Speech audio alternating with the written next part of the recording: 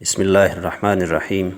ناظرین، آج ہم رشتوں کے نام پڑھیں گے۔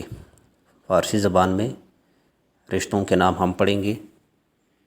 یہاں پر کافی سارے رشتے جو ہے وہ ہم منشن کریں گے، اور اگر کوئی رہ جاتے تو وہ پھر اگلے جو سبق ہوں گے ان میں اس کو کور کریں گے۔ فارسی زبان میں دادا یا نانا کو پدر بزرگ کہتا ہے۔ پدر بزرگ۔ دادی یا نانی کو مادر بزرگ کہتے ہیں۔ والد کو پدر کہتے ہیں، والدہ کو مادر کہتے ہیں۔ بیٹا جو ہے، بیٹا یا بیٹے کو پسر کہتے ہیں۔ بیٹی کو دختر کہتے ہیں۔ بہن کو خواہر کہتے ہیں۔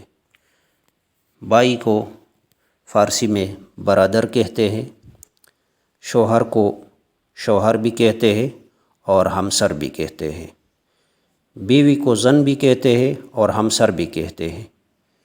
میاں بیوی جو ہوتے ہیں یہ ایک دوسرے کے ہمسر بھی کہلاتے ہیں۔ فارسی میں دونوں ایک دوسرے کے لیے ہمسر کا لفظ بھی استعمال کرتا ہے۔ یعنی اگر کوئی بیوی کہتی ہے کہ میرا شوہر، تو وہ کہہ سکتی ہے کہ ہمسر من، اور اگر کوئی شوہر کہتا ہے کہ میری بیوی، تو وہ کہتا ہے ہمسر من، یہ بھی کہہ سکتے ہیں۔ خالہ کے لیے خالے، یہ ہا جو ہے یا ہے، اس کو زیر کے جو نا اس میں پڑھتے ہیں، زیر کے ساؤنڈ میں پڑھا جاتا ہے۔ ابھی ہم تو خالہ پڑھتے ہیں، وہ خالے پڑھتے ہیں، تو خالہ کو خالے کہتے ہیں وہ۔ ماموں کو دائی کہتے ہیں فارسی زبان میں۔ چچا یا تایا کو عمو کہتے ہیں۔ پھوپھی کو عمے کہتے ہیں۔ ابھی آگے کزن جو آتے ہیں، کزنز میں خالہ زاد بہن، دختر خالے کہتے ہیں اس کو۔ خالہ زاد بھائی کو پسر خالے کہتے ہیں۔ ماموزاد بہن کو دختر دائی کہتے ہیں۔ ماموزاد بھائی کو پسر دائی کہتے ہیں۔ چچا زاد بہن کو دختر عمو کہتے ہیں۔ چچا زاد بھائی کو پسر عمو کہا جاتا ہے۔ پھوپھی زاد بہن کو فارسی میں دختر عمے کہتے ہیں۔ پھوپھی زاد بھائی کو فارسی زبان میں پسر عمے کہا جاتا ہے۔ عورت کا جو سسر ہوتا ہے اس کو کہتے ہیں پدر شوہر یا پدر ہمسر۔ مرد کا سسر جو ہوتا ہے اس کو پدر زن کہتے ہیں یا پدر ہمسر۔ یہ دونوں ایک دوسرے کے ہمسر بھی ہوتے ہیں، تو پدر ہمسر دونوں کے لیے بھی آتا ہے۔ اگر چاہے کسی عورت کا سسر ہو یا کسی مرد کا، وہ اپنے سسر کو پدر ہمسر بھی کہہ سکتے ہیں۔ عورت کی جو ساس ہوتی ہے اس کو کہتے ہیں مادر شوہر یا مادر ہمسر۔ مرد کی جو ساس ہوتی ہے اس کو فارسی میں کہا جاتا ہے مادر زن یا مادر ہمسر۔ ابھی مادر ہمسر جو ہے یا پدر ہمسر یہ دونوں کے لیے ہے، لیکن اگر مادر شوہر ہے تو وہ عورت کی ساس ہوگی، اور اگر مادر زن ہے تو وہ مرد کی ساس کے لیے وہ لفظ استعمال ہوگا۔ بھابھی کو زن برادر کہتے ہیں یا ہمسر برادر۔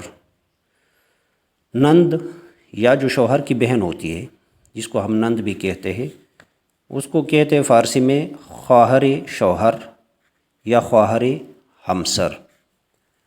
چچی جو ہوتی ہے، جو چچا یا تایا کی جو گھر والی ہوتی ہے، اس کو فارسی میں کہتے ہیں زن عمو۔ خالو جو ہوتا ہے، جو خالہ کا شوہر ہوتا ہے، اس کو کہتے ہیں شوہر خالے۔ پوتا یا نواسا۔ پوتا یا نواسا ان کے لیے فارسی میں نوے۔ ابھی اردو میں اگر ہم پڑھتے ہیں تو اس کو ہم نوا پڑھتے ہیں، یا جو افغان فارسی ہے جس کو دری کہتے ہیں اس میں بھی اس کو نوا پڑھتے ہیں۔ یہ ہا جو ہے اس کو وہ جس طرح ہم پڑھتے ہیں وہ پڑھتے ہیں اسی طرح، لیکن ایران کی جو فارسی وہ ہا کو جو ہے نا وہ زیر کی طرح پڑھتے ہیں، یعنی نوئی نہیں پڑھتے، یہ نوے پڑھتے ہیں۔ بانجا جو ہے، بانجا کو فارسی میں کہتے ہیں خواہر زادہ۔ خواہر زادہ یا خواہر زادی، ہم خواہر زادہ پڑھتے ہیں، وہ خواہر زادے پڑھتے ہیں۔ بانجی کو دختر خواہر پڑھتے ہیں۔ دیور کی بیوی کو جاری کہتے ہیں. جو دیور کی بیوی ہے، کسی خاتون کا جو دیور ہوتا ہے اور اس کی بیوی ہوتی ہے، وہ اس خاتون کی جاری ہوتی ہے. فارسی میں اس کو جاری کہتے ہیں.